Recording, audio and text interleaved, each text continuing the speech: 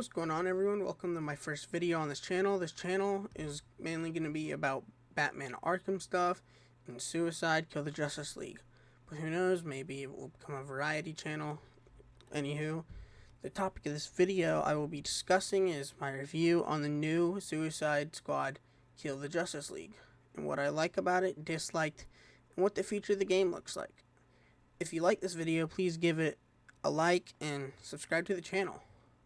Now, let's get started. My thoughts on the game. I mainly played it because it took place in the same universe as the Arkham games, but also because it's one of Kevin Conroy's last performances as the Dark Knight. Oh, by the way, spoiler warning. I forgot to mention that. So let's start with the gameplay. I thought it was really good. The movement. I enjoyed the movement. I thought each character was unique, like Deadshot, he had a jetpack, King Shark, he had the super jump ability, Captain Boomerang, he had the Speed Force Gauntlet with the boomerang, and Harley Quinn with Batman's grapple and his drone.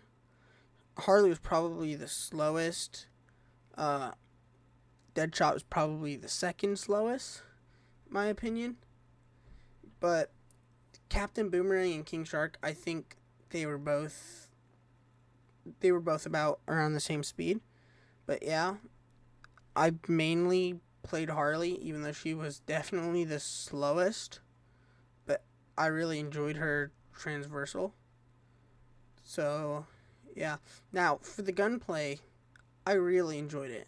You can get all sorts of different weapons, and the higher your mastery level gets, the better gear you can unlock. Mastery levels are something that I will be discussing later in the video. Okay. The incursion missions after you beat the main story are cool, but I wish there were a lot more variety, because once you beat the game, it's 3 different missions. Like, there's one where you collect these shards, there's one where you have to protect Ivy's plant, and there's one where you have to destroy these crystals. It's only those, but you can go back and replay the Brainiac one at some point when you get like level 30. So yeah, and I'm sure they're gonna add more incursion missions once the first DLC drops for Joker. Now, the boss fights, they were alright. I liked them all. My only issue was how they ended, because the way the missions ended after you kill a boss, it was kind of ass, most of them. But yeah, my only issue was how they ended, but I'll get to that when I discuss the story. I really liked the Flash one. That one was cool. People were saying he was too fast. He really wasn't. There was like indicators on where he was gonna go. Yeah, I enjoyed his. Flash is one of my favorite heroes ever. In the Batman one, the Demon Bat, yeah, that one was cool. I really enjoyed that one. That one was cool in the concept of that. I feel like we all knew Batman was going to use the fear toxin because of the ending of Arkham Knight. But yeah, the Green Lantern boss fight, that one, for some reason, that was the boss fight I had the most difficult time with. That one and the Brainiac boss fight. The Superman, I don't even know how to describe that one. That one was kind of underwhelming. That was one of the easier boss fights, somehow. Really shouldn't have been. All you had to do was shoot him. Other than that, I enjoyed it. I thought the gameplay was really good.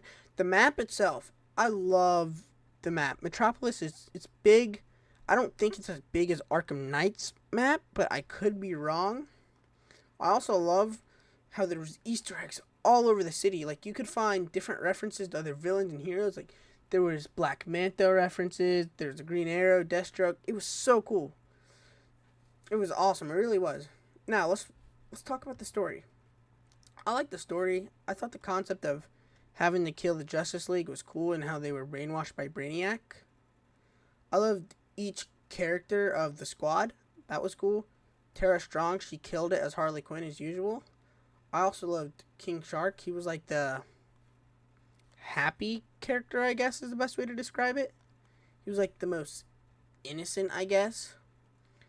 Deadshot was like the person in the squad that he wants to take everything serious. He wants to get the mission over with. He just wants to be serious about everything. And Boomerang, he was like the character that was always messing around and joking a lot. He's also probably one of the most messed up characters because he does a lot of messed up stuff in the game. Like he puts a bomb in Poison Ivy's head and she's just a child, which is messed up. Yeah, I also enjoyed the comedy throughout the game. The humor was really good. Like, I laughed a few times over dumb jokes. Yeah, I thought they nailed the aspect of humor great in the game. I like the gag where they're always trying to cut off a finger of each Justice League member they kill. And I liked how in the story, each, like, member of the Suicide Squad, they had their own vendetta against the, like, some of the members of the Justice League. Like, Flash and Boomerang had something against each other. Deadshot hated Green Lantern. And Harley had something against Batman. King Shark, he didn't really have an nemesis. You could say Wonder Woman, since they're both demigods. Not really. Now, let's talk about Amanda Waller. I thought her character was perfect. Like, that. I thought her character was traditional Amanda Waller, because the way she acts in the game, it's so accurate to how she acts in the comic books and the movies. Like, she'll do anything to save the world. Like, it got to the point where she was gonna nuke the Brainiac ship, and it was gonna kill the squad. Like, she did not care. But yeah.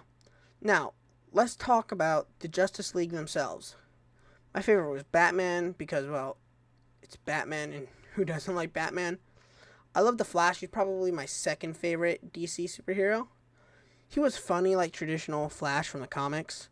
Green Lantern was cool. I liked the dynamic with him and Deadshot. And Wonder Woman was definitely awesome.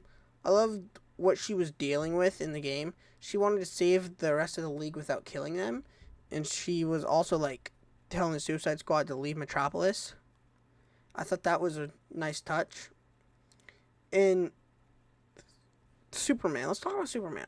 I thought Nolan North did a great job voicing the character.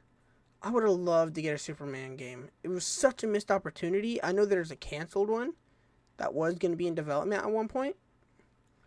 It was a missed opportunity, but who knows? Maybe one day we will get a prequel game. I would love a prequel game. It'd be so good. Now, Batman. Kevin Conroy was amazing.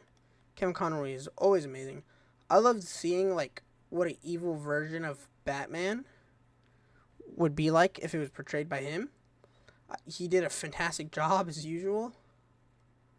And now let's talk about each of their deaths. So I'm gonna say they were not that great. I thought they were done really lazy.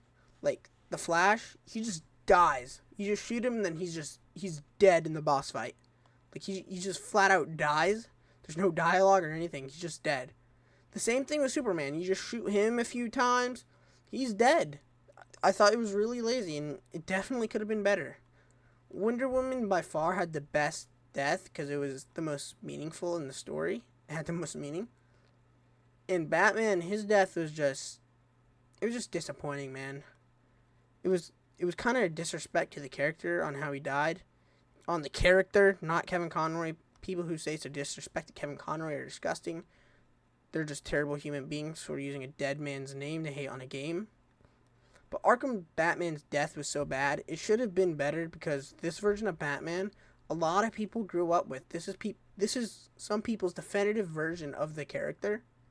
So, yeah, it sucked. It really did.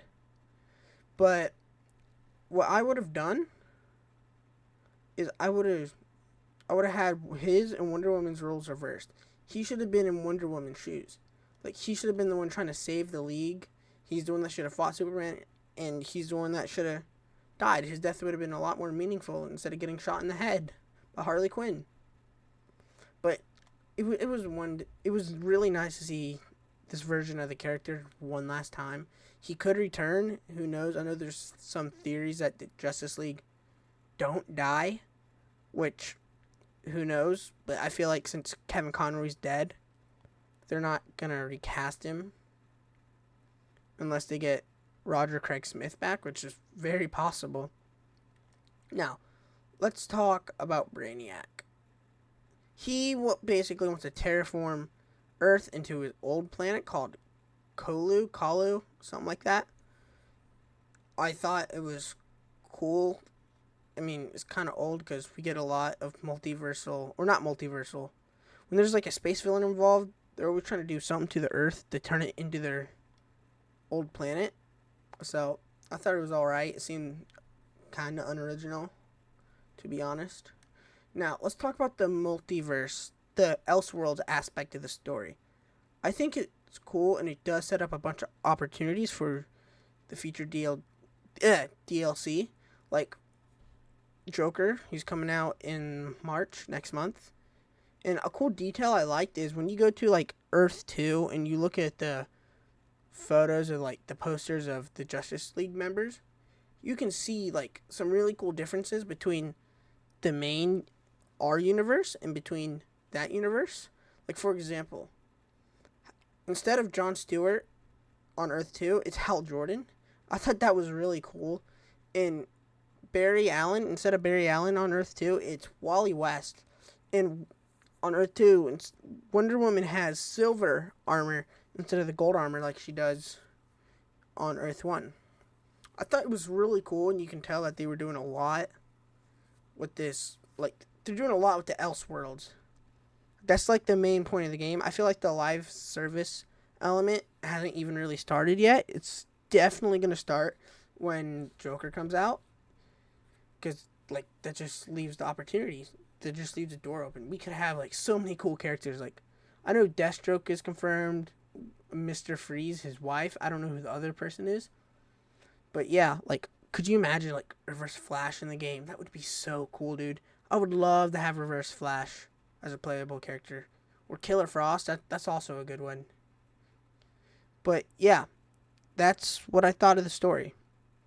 Now, do I think you should purchase this game? If you're trying to play, like, a Batman Arkham game, this is not it.